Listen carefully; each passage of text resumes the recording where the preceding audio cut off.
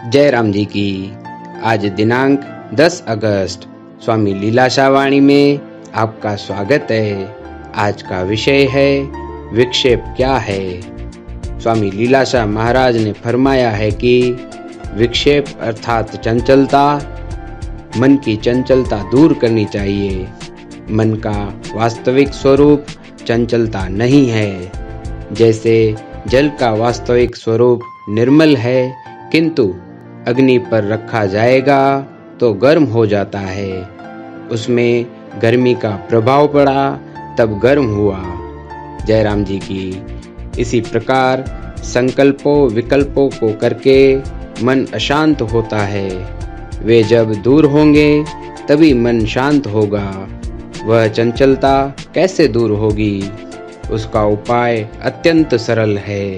उपासना करने से मन को सदैव संयम में रखना चाहिए। जय राम जी की।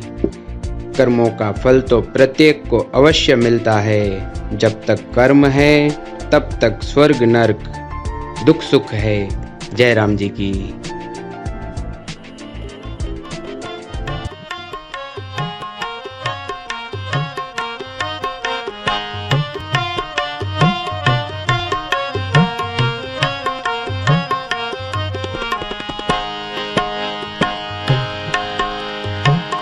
बिन सतगुर से वे बहुता दुख लागा। बिन सतगुर से बहुता दुख लागा।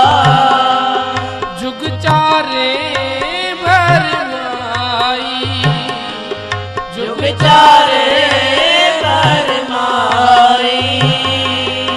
हम दीन तुम जुग जुग दाते। हम दीन तुम जुग जुग दाते। शब्दे